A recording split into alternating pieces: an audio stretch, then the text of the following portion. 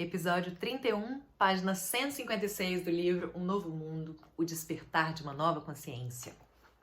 Estímulos. Alguns corpos de dor reagem a apenas um tipo de estímulo ou situação, que em geral é aquele que está em consonância com a determinada espécie de dor emocional sofrida no passado. Por exemplo, se uma criança cresce com os pais cuja renda familiar era a causa de brigas e conflitos frequentes, ela pode absorver o medo deles em relação ao dinheiro e desenvolver um corpo de dor que é incitado sempre que fatores financeiros estão envolvidos. Quando adulta, essa pessoa ficará aborrecida ou furiosa, até mesmo em relação a quantias insignificantes. Por trás da contrariedade ou da raiva estão questões de sobrevivência e um temor intenso. Tudo que ela carrega dessas memórias todas. Tenho visto indivíduos espiritualizados, isto é, relativamente conscientes, que começam a gritar, culpar e fazer acusações no instante em que pegam o telefone para falar com seu corretor de ações ou seu contador. Assim como existem advertências em relação à saúde nas embalagens de cigarro, talvez devesse haver avisos semelhantes em cada cédula de dinheiro e folha de cheque. O dinheiro pode acionar o corpo de dor e causar a inconsciência total. Alguém que na infância tenha sido negligenciado ou abandonado por um dos pais ou por ambos, desenvolverá, provavelmente, um corpo de dor que será estimulado por qualquer situação que lembre, até mesmo de forma remota, o sofrimento primordial do abandono. Tanto um amigo que se atrase 5 minutos para pegar a pessoa no aeroporto, quanto um cônjuge que chega tarde em casa, podem deflagrar um ataque violento do seu corpo de dor. Se seu parceiro ou cônjuge o deixa ou morre, a dor emocional que esse indivíduo sente vai muito além da que é natural em circunstâncias como essas. Pode ser uma angústia intensa, uma depressão duradoura e incapacitante, ou uma raiva obsessiva. Uma mulher que tenha sido violentada pelo próprio pai na infância, talvez perceba que seu corpo de dor se torna facilmente ativo em qualquer relacionamento íntimo com um homem. Por outro lado, a emoção que constitui seu corpo de dor talvez a faça se sentir atraída por um indivíduo cujo corpo de dor seja semelhante ao do seu pai. A emoção que constitui o corpo de dor da pessoa talvez faça ela se sentir atraída por um indivíduo cujo corpo de dor seja semelhante ao do pai, a de alguém que fez ela sofrer o que ela sofreu. O corpo de dor dessa mulher pode ter uma atração magnética por alguém que ele sinta que lhe dará mais do mesmo sofrimento. O corpo de dor, ele busca sofrimento, ele se alimenta de sofrimento, então ele vai criar situações que vão proporcionar isso para ele, por mais louco que isso pareça ser. E algumas vezes, e de fato é o nosso inconsciente, né? O corpo de dor é uma manifestação do nosso inconsciente, por isso que parece, não, mas não tem lógica isso, é porque de fato é inconsciente mesmo. E algumas vezes ela pode confundir essa dor com a sensação de estar apaixonada. Um homem que foi uma criança indesejada e não recebeu amor, nem o mínimo de cuidado e de atenção da mãe, desenvolve um corpo de dor marcado por uma profunda ambivalência. Por um lado, apresenta um intenso e insatisfeito desejo pelo amor e pela atenção da mãe, e por outro, um forte rancor em relação a ela por ter lhe negado aquilo de que ele precisava desesperadamente. No caso desse adulto, quase todas as mulheres despertam a carência do seu corpo de dor, uma forma de sofrimento emocional. Ele a manifesta por meio de uma compulsão a conquistar e seduzir. Ele a manifesta por meio de uma compulsão a conquistar e seduzir quase toda mulher que venha conhecer. Dessa maneira, pretende obter o amor feminino pelo qual seu corpo de dor anseia. Esse homem se transforma quase num especialista em sedução.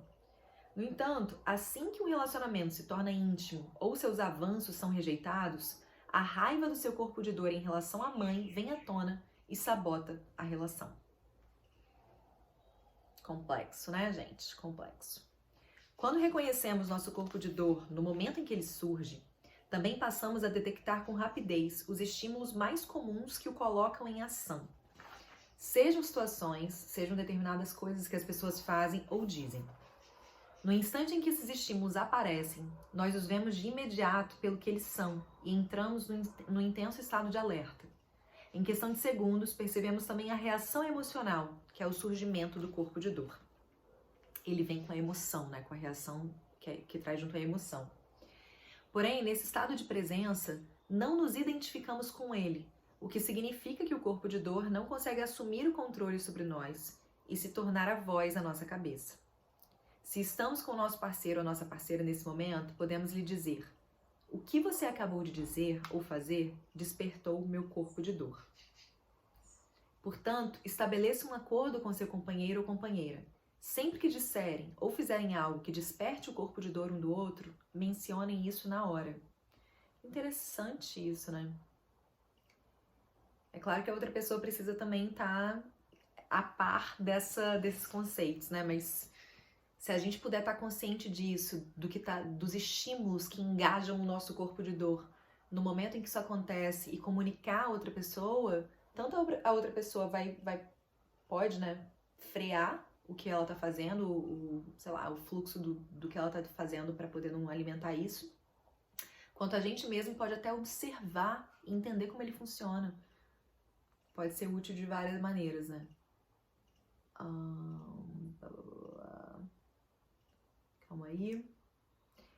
Dessa maneira, o corpo de dor não poderá mais se renovar por intermédio do desentendimento entre vocês. E em vez de levá-los à inconsciência, os ajudará a ficar inteiramente presentes. Ou seja, muda a frequência da energia, né? Toda vez que estamos presentes, quando o corpo de dor se manifesta, uma parte da energia emocional negativa que o constitui se queima, por assim dizer, e é transmutada em presença. O que resta dele se retira rapidamente e espera por uma oportunidade melhor para aparecer, isto é, quando estivermos menos conscientes. Isso pode acontecer sempre que saímos do estado de presença, talvez depois de tomarmos alguns drinks ou enquanto assistimos a um filme violento. A mais leve emoção negativa, como uma sensação de irritação ou ansiedade, também pode servir como uma passagem pela qual o corpo de dor consegue retornar. Ele precisa da nossa inconsciência, pois não é capaz de tolerar a luz da presença. O corpo de dor como um despertador. À primeira vista, pode parecer que o corpo de dor é o maior obstáculo para o surgimento de uma nova consciência na humanidade. Ele ocupa nossa mente, controla e distorce nosso pensamento, perturba nossos relacionamentos e se parece com uma nuvem carregada que toma todo o nosso campo magnético, nosso campo energético. Tende a nos deixar inconscientes, espiritualmente falando, isso é, num estado de total identificação com a mente e a emoção. Ele nos faz reagir a tudo, nos leva a dizer e fazer coisas que são criadas para intensificar a infelicidade que existe em nós e no mundo. No entanto, até porque assim, né, todo corpo de dor individual faz parte do corpo de dor coletivo. Então, se a gente fortalece essa infelicidade em nós, o nosso corpo de dor, a gente também está fortalecendo e amplificando o corpo de dor coletivo. No entanto, à medida que a infelicidade aumenta, ela provoca uma perturbação crescente na nossa vida. Talvez o corpo não suporte mais o estresse e desenvolva uma doença ou um distúrbio. Pode ser que nos vejamos envolvidos num acidente, numa situação dramática ou num enorme conflito que tenham sido desencadeados pelo desejo do corpo de dor de que algo de mal acontecesse. Além disso, podemos acabar praticando uma violência física. Ou quem sabe, tudo isso assume uma proporção tão grande que não sejamos mais capazes de viver com o nosso eu infeliz. O corpo de dor, é claro, faz parte desse falso eu. Sempre que somos arrebatados pelo corpo de dor, toda vez que não o reconhecemos, ele se torna parte do nosso ego. Qualquer elemento com o qual nos identificamos se transforma no ego.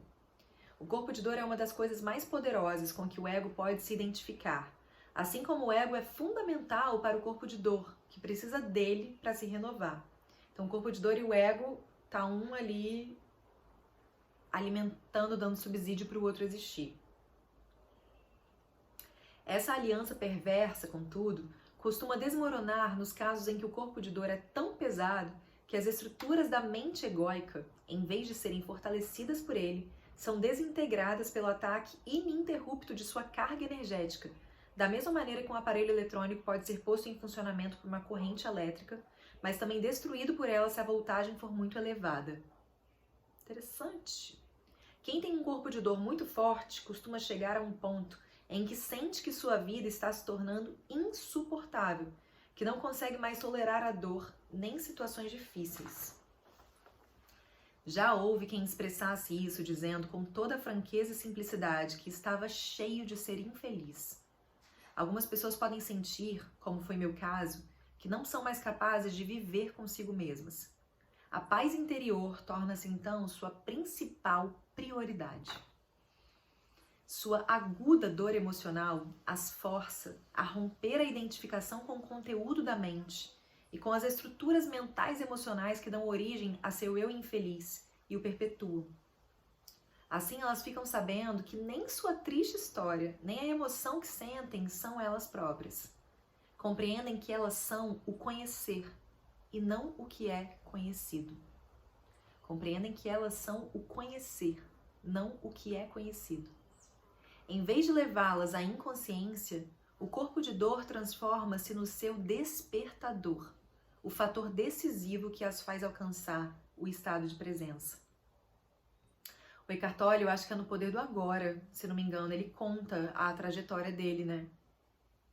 E, enfim, ele vive um momento disso, de chegar no ápice, de quase querer acabar com a vida dele, pelo que eu me lembro. E, de repente, é isso que provoca esse despertar dele, né? Muda tudo, ele consegue, uma luz se acende, ele consegue enxergar tudo.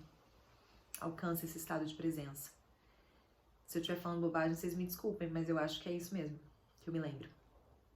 No entanto, como estamos testemunhando uma afluência sem precedentes de consciência sobre o planeta nesse momento, muitas pessoas não precisam mais chegar às profundezas do mais agudo sofrimento para conseguir romper a identificação com o corpo de dor. Sempre que elas percebem que voltaram a cair no terreno do distúrbio, são capazes de escolher abandonar a identificação com o pensamento e com a emoção e voltar para o estado de presença. Elas abrem mão da resistência, tornam-se calmas e atentas, alcançam a unificação com o que existe dentro e fora de si mesmas. Peraí. O próximo passo na evolução humana não é inevitável, mas pela primeira vez na história do planeta, pode ser uma escolha consciente. Quem está fazendo essa escolha? Você está. E quem é você? A consciência que se tornou consciente de si mesma. Obrigada pela companhia. Até amanhã.